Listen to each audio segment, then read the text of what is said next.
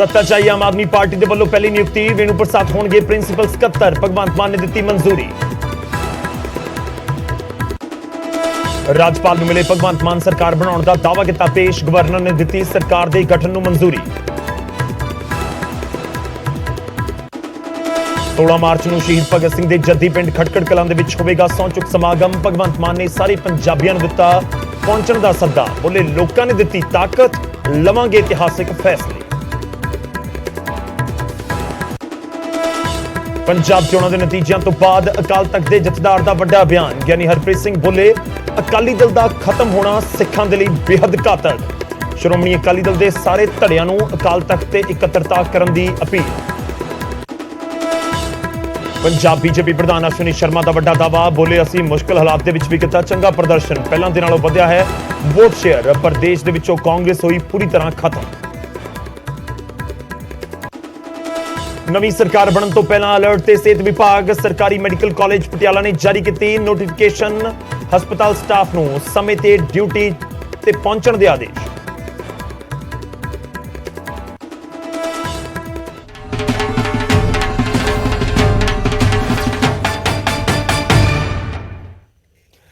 सत श्री अकाल न्यूज़ 18 पंजाब हरियाणा हिमाचल देख रहे हो तुसीं। गौरव शुक्ला मैं हां तुहाडे नाल ते बुलेटिन दा आगाज करन जा रहे हां। नतीजे आ चुके ने। पार्टियां नूं हार दा कईयां नूं सामना करना पिया है क्योंकि आम आदमी पार्टी दी हनेरी पंजाब दे विच खास तौर ते मालवे दे विच तां नजर आई है। पर इस सब दे विचाले बीजेपी क्योंकि पहली बार सी कि बीजेपी वखरे तौर ते अकाली दल तो इस तरह चोण मैदान दे विच उतरी होवे पिछले 2-2.5 दहाकिਆਂ ਤੋਂ ਬਾਅਦ ਤਾਂ ਇਸ ਵਿਚਾਲੇ बीजेपी ਦੀ ਹਾਰ ਦੇ ਉੱਤੇ बीजेपी ਦੇ ਪੰਜਾਬ ਪ੍ਰਧਾਨ ਅਸ਼ਵਨੀ ਸ਼ਰਮਾ ਦਾ ਬਿਆਨ ਸਾਹਮਣੇ ਆਇਆ ਹੈ। उन्होंने कहा कि आम आदमी पार्टी की सुनामी दे विच सारे रुड़ गए ने।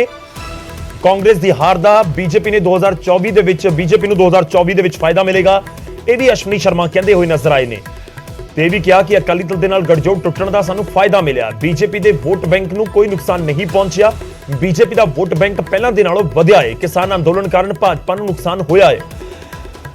तब बीजेपी ने क्योंकि अकाली दल ने गठजोड़ तोड़ लिया सी किसान अंदोलन के दौरान 2020 दे विच ही, तो उस समय गठजोड़ तो वख होए बीजेपी ने इकल्ले जाने का फैसला लिया। पर उस तो बाद क्योंकि समीकरण बदले पिछले 4-5 महीनों के कैप्टन अमरिंदर सिंह कांग्रेस तो वख होकर नवी पार्टी बनाते हैं पंजाब लोग कांग्रेस ते। उस तो बाद सुखदेव सिंह ढींडसा PLC ते बीजेपी के विचाले गठजोड़ होंदा है। गठजोड़ के विचाले सीटां आईयां तां सिर्फ 2 पर वो दोवें बीजेपी के खाते दियां। एक मुकेरियां की सीट जंगी लाल महाजन उत्थों जिते ते एक खुद अश्वनी शर्मा जिते ने पंजाब बीजेपी के प्रधान ने पठानकोट तो अश्वनी शर्मा यह दावा कर रहे हैं कि बीजेपी के प्रदर्शन को देखा जाए तो उस दे विच सुधार होया। साडा वोट बैंक वधिया है क्योंकि बीजेपी के सामने किसान अंदोलन वाली चुनौती भी सी। ते इस विचाले जरूर अश्वनी शर्मा यह दावा करते हुए नजर आए ने कि 2024 दे विच पंजाब दे विच बीजेपी नूं इन्हां नतीजों का फायदा होवेगा। 2024 के उत्ते असीं लाजमी तौर पर फोकस करांगे। 2024 दे विच लोक सभा चोणां होणीआं ने जदों पंजाब सने पूरे देश की जनता देश का प्रधानमंत्री चुनेगी, देश की सरकार चुनेगी। 2024 दे विच इलैक्शन होने ने तो उस दे विच फायदा मिलने का दावा किया जा रहा है अश्वनी शर्मा दे वल्लों। से भारतीय जनता पार्टी कहीं ना कहीं सबके प्रदेश अध्यक्ष हार गए, बड़े बड़े जो नेता थे वो हार गए, लेकिन आप जीत करके आए हैं, क्या कहेंगे? सबसे पहले तो पंजाब के और विशेष करके पठानकोट के सभी वोटरों का जिन्होंने लोकतंत्र के इस पर्व में हिस्सा लिया।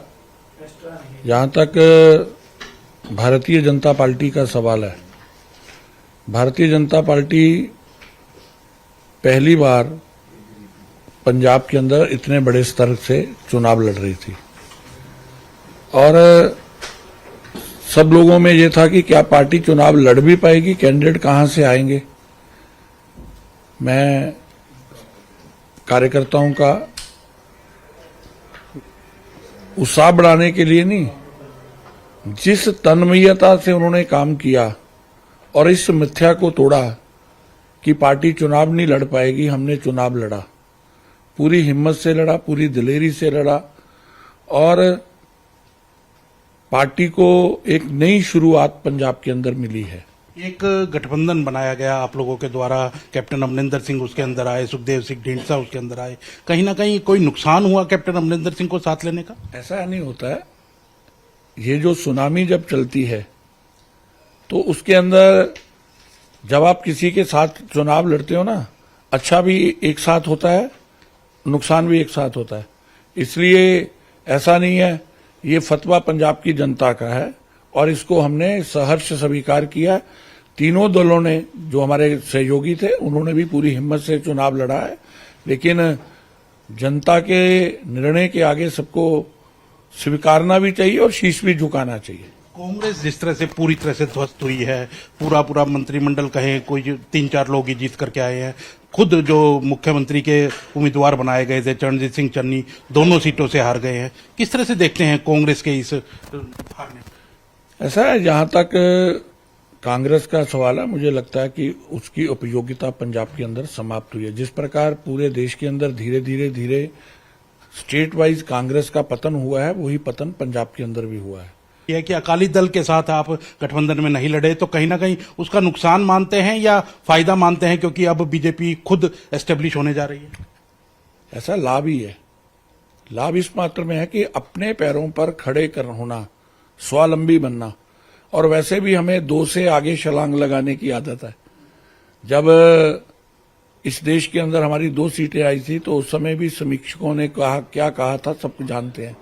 लेकिन आज दुनिया की सबसे बड़ी पार्टी है देश के अंदर, देश के प्रधानमंत्री देश ही नहीं दुनिया के सबसे बड़े नेता हैं। पार्लियामेंट में हमारी 303 सीटें अपने दम में हैं। 2 के बाद हम बहुत आगे जाने वाली पार्टी हैं और ये लोकसभा के चुनावों में ही दिखेगा।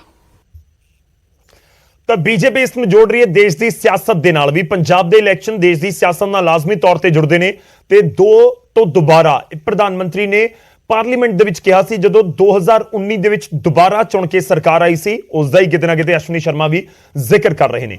ਹੁਣ ਅੱਗੇ ਵਧਦੇ ਹਾਂ ਤੇ ਗੱਲ ਨਵੀਂ ਬਣਨ ਜਾ ਰਹੀ ਸਰਕਾਰ ਦੀ। ਰਾਜਪਾਲ ਦੇ ਨਾਲ ਮੁਲਾਕਾਤ ਕੀਤੀ ਹੈ ਭਗਵੰਤ ਮਾਨ ਨੇ, ਸਰਕਾਰ ਬਣਾਉਣ ਦਾ ਦਾਅਵਾ ਪੇਸ਼ ਕੀਤਾ ਤੇ ਹੁਣ 16 ਤਰੀਕ ਨੂੰ ਦੁਪਹਿਰੇ 12:30 ਵਜੇ ਸ਼ਹੀਦ ਆਜ਼ਮ ਭਗਤ ਸਿੰਘ ਦੇ ਜੱਦੀ ਪਿੰਡ ਖਟਕੜ ਕਲਾਂ ਦੇ ਵਿੱਚ ਸਹੁੰ ਚੁੱਕ ਸਮਾਗਮ ਹੋਵੇਗਾ। ਤਾਂ ਰਾਜਪਾਲ ਬਨਵਾਰੀ ਲਾਲ ਪੁਰੋਹਿਤ ਨੂੰ ਭਗਵੰਤ ਮਾਨ ਮਿਲੇ, ਸਰਕਾਰ ਬਣਾਉਣ ਦਾ ਉਹਨਾਂ ਨੇ ਦਾਅਵਾ ਪੇਸ਼ ਕੀਤਾ। ਰਾਜਪਾਲ ਨੇ ਸਰਕਾਰ ਬਣਾਉਣ ਦੀ ਮਨਜ਼ੂਰੀ ਦਿੱਤੀ। ਇਹ ਸਭ ਕੁਝ ਰਸਮੀ ਹੁੰਦਾ ਹੈ ਕਿਉਂਕਿ ਜੋ ਸਭ ਤੋਂ ਵੱਡੀ ਪਾਰਟੀ ਹੈ ਔਰ ਜਿਸ ਦੇ ਕੋਲ ਨੰਬਰ ਹੁੰਦੇ ਨੇ, ਉਹ ਆਪਣਾ ਦਾਅਵਾ ਲੈ ਕੇ ਰਾਜਪਾਲ ਦੇ ਕੋਲ ਜਾਂਦੇ। ਸੰਵਿਧਾਨ ਹੈ, ਸੰਵਿਧਾਨ ਦੇ ਮੁਤਾਬਿਕ ਇਹ ਸਾਰੀਆਂ ਚੀਜ਼ਾਂ ਕਰਨੀਆਂ ਜ਼ਰੂਰੀ ਹੁੰਦੀਆਂ ਨੇ। ਤੇ 16 ਮਾਰਚ ਨੂੰ ਸੀਐਮ ਵਜੋਂ ਹਲਫ ਲੈਣ ਦੀ ਇਜਾਜ਼ਤ ਵੀ ਦਿੱਤੀ ਗਈ ਹੈ ਰਾਜਪਾਲ ਦੇ ਵੱਲੋਂ। 16 ਮਾਰਚ ਨੂੰ ਦੁਪਹਿਰੇ 12:30 ਵਜੇ ਸਹੁੰ ਚੁੱਕ ਸਮਾਗਮ ਹੋਵੇਗਾ ਖਟਕੜ ਕਲਾਂ ਦੇ ਵਿੱਚ। ਭਗਵੰਤ ਮਾਨ ਉੱਥੇ ਸਹੁੰ ਚੁੱਕਣਗੇ। ਪੰਜਾਬ ਦੀ ਜਨਤਾ ਨੂੰ ਸਮਾਗਮ ਦੇ ਲਈ ਸੱਦਾ ਭਗਵੰਤ ਮਾਨ ਦੇ ਵੱਲੋਂ ਦਿੱਤਾ ਗਿਆ ਹੈ। ਉਹਨਾਂ ਨੇ ਕਿਹਾ ਹੈ ਕਿ ਇਤਿਹਾਸਿਕ ਜਿੱਤ ਪੰਜਾਬ ਦੇ ਲੋਕਾਂ ਨੇ ਸਾਨੂੰ ਦਿਵਾਈ ਹੈ, ਸਾਨੂੰ ਜਿਤਾਇਆ ਹੈ।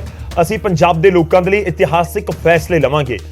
ਖੈਰ, ਪਹਿਲੀ ਕੈਬਨਿਟ ਦੇ ਉੱਤੇ ਲਾਜ਼ਮੀ ਤੌਰ ਤੇ ਸਭ ਦੀਆਂ ਨਜ਼ਰਾਂ ਹੋਣਗੀਆਂ ਕਿ ਉਸ ਦੇ ਵਿੱਚ ਜਦੋਂ ਸਰਕਾਰ ਦਾ ਪੈਨ ਚੱਲੇਗਾ ਤਾਂ ਫਿਰ ਕੀ ਕੁਝ ਉਸ ਦੇ ਵਿੱਚ ਫੈਸਲੇ ਹੁੰਦੇ ਨੇ ਔਰ ਸਹੁੰ ਚੁੱਕ ਸਮਾਗਮ ਦੇ ਵਿੱਚ ਕੌਣ-ਕੌਣ ਸਹੁੰ ਚੁੱਕਦਾ ਹੈ। ਕਿਉਂਕਿ ਕੈਬਨਿਟ ਨੂੰ ਲੈ ਕੇ ਵੀ ਸਵਾਲ ਕੀਤਾ ਗਿਆ ਸੀ ਭਗਵੰਤ ਮਾਨ ਨੂੰ। ਜਦੋਂ ਉਹ ਰਾਜਪਾਲ ਦੇ ਨਾਲ ਮੁਲਾਕਾਤ ਕਰਨ ਤੋਂ ਬਾਅਦ ਬਾਹਰ ਆਏ ਨੇ ਤਾਂ ਉਹਨਾਂ ਨੇ ਕਿਹਾ ਕਿ ਸਭ ਕੁਝ ਇਤਿਹਾਸਿਕ ਹੋਣ ਜਾ ਰਿਹਾ ਹੈ ਔਰ ਇੱਕ ਵੱਡਾ ਸਮਾਗਮ 16 ਤਰੀਕ ਨੂੰ ਖਟਕੜ ਕਲਾਂ ਦੀ ਧਰਤੀ ਦੇ ਉੱਤੇ ਹੋਣ ਜਾ ਰਿਹਾ, ਜਿੱਥੇ ਭਗਵੰਤ ਮਾਨ ਬਤੌਰ ਮੁੱਖ ਮੰਤਰੀ ਸਹੁੰ ਚੁੱਕਣਗੇ। ਇਹ ਪਿਛਲੇ 25 ਤੋਂ 30 ਸਾਲਾਂ ਦੇ ਵਿੱਚ ਹੈ ਕਿ ਕੈਪਟਨ ਬਾਦਲ ਤੋਂ ਬਾਅਦ ਕੋਈ ਨਵਾਂ ਮੁੱਖ ਮੰਤਰੀ ਫੁੱਲ ਫਲੈਜ ਮਿਲਣ ਜਾ ਰਿਹਾ ਹੈ, ਕਿਉਂਕਿ 3 ਮਹੀਨੇ ਪਹਿਲਾਂ ਜ਼ਰੂਰ ਚਰਨਜੀਤ ਸਿੰਘ ਚੰਨੀ ਬਤੌਰ ਮੁੱਖ ਮੰਤਰੀ ਪੰਜਾਬ ਦੀ ਕਮਾਨ ਸੰਭਾਲਦੇ ਨੇ, ਪਰ ਉਹਨਾਂ ਨੂੰ ਕਾਰਜਕਾਲ 111 ਦਿਨ ਦਾ ਹੀ ਮਿਲਿਆ, 3-4 ਮਹੀਨੇ ਦਾ ਹੀ ਕਾਰਜਕਾਲ ਮਿਲਿਆ। ਪਰ ਹੁਣ ਪੂਰੀ ਮੈਜੋਰਟੀ ਦੇ ਨਾਲ 1997 ਤੋਂ ਬਾਅਦ ਦੇਖੋ ਤੁਸੀਂ, ਇਹ ਪਹਿਲਾ ਮੌਕਾ ਹੋਏਗਾ ਜਦੋਂ ਕੈਪਟਨ ਜਾਂ ਬਾਦਲ ਤੋਂ ਸਿਵਾ ਕਿਸੇ ਨੂੰ ਮੁੱਖ ਮੰਤਰੀ ਦੀ ਕੁਰਸੀ ਦੇ ਉੱਤੇ ਪੰਜਾਬ ਦੀ ਜਨਤਾ ਨੇ ਬਿਠਾਇਆ ਹੈ। 1997 ਦੇ ਵਿੱਚ ਪ੍ਰਕਾਸ਼ ਸਿੰਘ ਬਾਦਲ ਮੁੱਖ ਮੰਤਰੀ ਬਣੇ, 2002 ਦੇ ਵਿੱਚ ਕੈਪਟਨ ਅਮਰਿੰਦਰ ਸਿੰਘ ਮੁੱਖ ਮੰਤਰੀ ਬਣੇ, 2007 ਦੇ ਵਿੱਚ ਦੁਬਾਰਾ ਪ੍ਰਕਾਸ਼ ਸਿੰਘ ਬਾਦਲ ਮੁੱਖ ਮੰਤਰੀ ਬਣੇ, 2012 ਦੇ ਵਿੱਚ ਅਕਾਲੀ ਦਲ ਨੇ ਫਿਰ ਸਰਕਾਰ ਬਣਾਈ, ਪ੍ਰਕਾਸ਼ ਸਿੰਘ ਬਾਦਲ ਫਿਰ ਮੁੱਖ ਮੰਤਰੀ ਬਣੇ, 2017 ਦੇ ਵਿੱਚ ਕਾਂਗਰਸ ਮੁੜ ਤੋਂ ਜਿੱਤੀ ਤੇ ਕੈਪਟਨ ਅਮਰਿੰਦਰ ਸਿੰਘ ਫਿਰ ਮੁੱਖ ਮੰਤਰੀ ਬਣੇ ਤੇ 2022 ਤੋਂ ਇਲੈਕਸ਼ਨ ਤੋਂ ਠੀਕ ਪਹਿਲਾਂ 3-4 ਮਹੀਨੇ ਪਹਿਲਾਂ ਜ਼ਰੂਰ ਜਿਹੜਾ ਮੁੱਖ ਮੰਤਰੀ ਦਾ ਅਹੁਦਾ ਚਰਨਜੀਤ ਸਿੰਘ ਚੰਨੀ ਹੋਰਾਂ ਨੂੰ ਸੌਂਪ ਦਿੱਤਾ ਗਿਆ ਸੀ, ਕਾਂਗਰਸ ਨੇ ਉਹਨਾਂ ਨੂੰ ਚੁਣਿਆ ਸੀ। ਪਰ ਜੋ ਮੈਂ ਜ਼ਿਕਰ ਕਰ ਰਿਹਾ ਕਿ ਇਲੈਕਸ਼ਨ ਦੇ ਵਿੱਚ ਜਦੋਂ ਜਿੱਤ ਹਾਸਲ ਕਰਕੇ ਕੋਈ ਪਹੁੰਚਦਾ ਹੈ ਮੁੱਖ ਮੰਤਰੀ ਵਾਲੀ ਕੁਰਸੀ ਤੱਕ, ਉਹ ਇੱਕ ਵੱਖਰੀ ਚੀਜ਼ ਹੋ ਜਾਂਦੀ ਹੈ। ਤਾਂ ਭਗਵੰਤ ਮਾਨ ਦੇ ਨਾਮ ਦੇ ਉੱਤੇ ਆਮ ਆਦਮੀ ਪਾਰਟੀ ਨੇ ਚੋਣ ਲੜੀ ਤੇ ਹੁਣ ਭਗਵੰਤ ਮਾਨ ਪੰਜਾਬ ਦੇ ਮੁੱਖ ਮੰਤਰੀ ਬਣਨ ਜਾ ਰਹੇ ਨੇ। ਬਸ ਆਫੀਸ਼ੀਅਲੀ ਹੁਣ ਸਭ ਕੁਝ ਹੋਣਾ, ਹਲਫ ਲੈਣਾ ਬਾਕੀ ਹੈ, ਕਿਉਂਕਿ ਜੋ ਮੈਂ ਪਹਿਲਾਂ ਕਿਹਾ ਕਿ ਸੰਵਿਧਾਨ ਦੇ ਮੁਤਾਬਿਕ ਚੀਜ਼ਾਂ ਹੁੰਦੀਆਂ ਨੇ। ਸੰਵਿਧਾਨ ਦੇ ਮੁਤਾਬਿਕ ਹੈ ਕਿ ਇਲੈਕਸ਼ਨ ਹੋਣਗੇ, ਵਿਧਾਇਕ ਚੁਣ ਕੇ ਆਉਣਗੇ ਤੇ ਫਿਰ ਵਿਧਾਇਕਾਂ ਦੇ ਵਿੱਚੋਂ ਇੱਕ ਆਪਣਾ ਆਗੂ ਚੁਣਿਆ ਜਾਂਦਾ ਏ। ਉਸ ਤੋਂ ਬਾਅਦ ਉਹ ਵਿਧਾਇਕ ਜਿਹੜਾ ਆਗੂ ਵਿਧਾਇਕ ਦਲ ਦਾ ਆਗੂ ਹੁੰਦਾ ਹੈ ਉਹ ਬਾਕੀ ਸਾਰੇ ਵਿਧਾਇਕਾਂ ਦੇ ਦਸਤਖਤ ਵਾਲਾ ਆਪਣਾ ਦਾਵਾ ਲੈ ਕੇ ਪਹੁੰਚਦਾ ਕਿ ਦੇਖੋ ਮੇਰੇ ਕੋਲ ਇੰਨੇ ਵਿਧਾਇਕ ਨੇ ਔਰ ਇਹ ਸਾਰੇ ਮੇਰੇ ਹੱਕ ਦੇ ਵਿੱਚ ਖੜੇ ਨੇ ਤੇ ਜਿਹੜੀ ਮੁੱਖ ਮੰਤਰੀ ਦੀ ਕੁਰਸੀ ਹੈ ਜਾਂ ਜੋ ਅਹੁਦਾ ਹੈ ਉਹ ਉਹਨਾਂ ਨੂੰ ਸੰਭਾਲਿਆ ਜਾਵੇ। ਤਾਂ ਇਹ ਸਭ ਕੁਝ ਅਫੀਸ਼ੀਅਲ ਹੁੰਦਾ ਹੈ, ਰਸਮੀ ਤੌਰ ਤੇ ਹੁੰਦਾ ਹੈ, ਕਰਨਾ ਜ਼ਰੂਰੀ ਹੈ ਕਿਉਂਕਿ ਸੰਵਿਧਾਨ ਦੇ ਮੁਤਾਬਿਕ ਜੋ ਪ੍ਰੋਟੋਕੋਲ ਨੇ ਉਹ ਸਭ ਨਿਭਾਣੇ ਹੋਣਗੇ। ਤਾਂ ਰਾਜਪਾਲ ਦੇ ਕੋਲ ਪਹੁੰਚੇ, ਰਾਜਪਾਲ ਨੇ ਮਨਜ਼ੂਰੀ ਦਿੱਤੀ ਹੈ। ਹੁਣ 16 ਤਰੀਕ ਨੂੰ ਖਟਕੜ ਕਲਾਂ ਦੇ ਵਿੱਚ ਮੁੱਖ ਮੰਤਰੀ ਵਜੋਂ ਹਲਫ ਲੈਣਗੇ ਭਗਵੰਤ ਮਾਨ। ਮੁਲਾਕਾਤ ਤੋਂ ਬਾਅਦ ਮੀਡੀਆ ਨਾਲ ਵੀ ਗੱਲਬਾਤ ਕੀਤੀ ਹੈ ਭਗਵੰਤ ਮਾਨ ਨੇ, ਉਹ ਵੀ ਤੁਹਾਨੂੰ ਸੁਣਾਉਂਦੇ। ਪੰਜਾਬ ਦੇ ਰਾਜਪਾਲ ਸਾਹਿਬ ਨੂੰ ਮਿਲ ਕੇ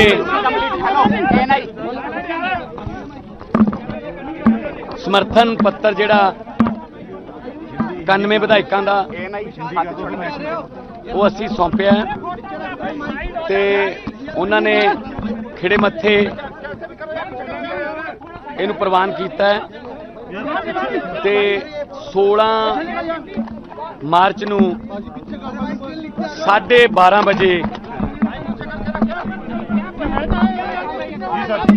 ਖਟਕੜ ਕਲਾਂ ਵਿਖੇ ਸਹੁੰ ਚੁੱਕ ਸਮਾਗਮ ਹੋਊਗਾ।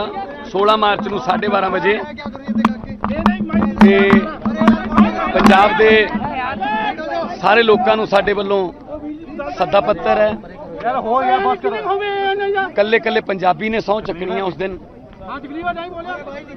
ਪੰਜਾਬ ਨੂੰ ਦੁਬਾਰਾ ਪੰਜਾਬ ਬਣਾਉਣ ਦੀ ਸਹੁੰ ਚੁੱਕਣੀ ਹੈ। ਆਪਣਾ ਸਭ ਕੁਝ ਪੰਜਾਬ ਦੀ ਤਰੱਕੀ ਲਈ ਨਿਸ਼ਾਵਰ ਕਰਨ ਦੀ ਸਹੁੰ ਚੱਕਾਂਗੇ।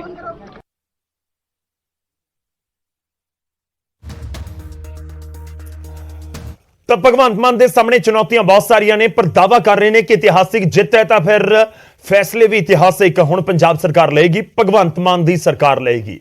ਉਧਰ ਜਿੱਤ ਤੋਂ ਬਾਅਦ ਆਮ ਆਦਮੀ ਪਾਰਟੀ ਦੇ ਵਿਧਾਇਕ ਐਕਟਿਵ ਮੂਡ ਦੇ ਵਿੱਚ ਨਜ਼ਰ ਆ ਰਹੇ ਨੇ। ਨਵੇਂ ਚੁਣੇ ਗਏ ਵਿਧਾਇਕ ਹੁਣ ਜਨਤਾ ਦੀਆਂ ਮੁਸ਼ਕਲਾਂ ਨੂੰ ਸੁਲਝਾਉਣ ਦੇ ਵਿੱਚ ਵੀ ਜੁਟੇ ਨੇ। ਸਮਾਣਾ ਤੋਂ ਆਮ ਆਦਮੀ ਪਾਰਟੀ ਦੇ ਨਵੇਂ ਵਿਧਾਇਕ ਜੋ ਚੁਣੇ ਗਏ ਨੇ ਚੇਤਨ ਸਿੰਘ ਜੋੜ ਮਾਜਰਾ ਨੇ ਸੁਵਿਧਾ ਸੈਂਟਰ ਦਾ ਜਾਇਜ਼ਾ ਲਿਆ ਅਤੇ ਕਰਮਚਾਰੀਆਂ ਨੂੰ ਨਿਰਦੇਸ਼ ਵੀ ਦਿੱਤੇ। ਉੱਥੇ ਲੁਧਿਆਣਾ ਤੋਂ ਆਮ ਆਦਮੀ ਪਾਰਟੀ ਦੇ ਵਿਧਾਇਕ ਮਦਨ ਲਾਲ ਬੱਗਾ ਨੇ ਸ਼ਹਿਰ ਦੇ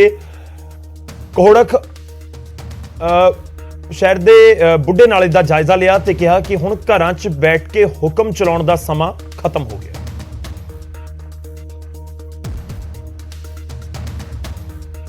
ਦੇਖੋ ਜੀ 16 ਤਰੀਕ ਨੂੰ ਸਾਡਾ ਸਹੁੰ ਚੁੱਕ ਸਮਾਗਮ ਹੋ ਰਿਹਾ। 13 ਤਰੀਕ ਨੂੰ ਸਾਡਾ ਹੈਗਾ ਜਿਹੜਾ ਅੰਮ੍ਰਿਤਸਰ ਸਾਹਿਬ ਅਸੀਂ ਹਰਮੰਦਰ ਸਾਹਿਬ ਨਤਮਸਤਕ ਹੋਣਾ ਹੈ। ਕੇਜਰੀਵਾਲ ਸਾਹਿਬ ਸਾਡੇ ਦਿੱਲੀ ਦੇ ਮੁੱਖ ਮੰਤਰੀ ਆ ਰਹੇ ਨੇ, ਸਾਡੇ ਪੰਜਾਬ ਦੇ ਮੁੱਖ ਮੰਤਰੀ ਭਗਵੰਤ ਮਾਨ ਜੀ ਉੱਥੇ ਪਹੁੰਚ ਰਹੇ ਨੇ।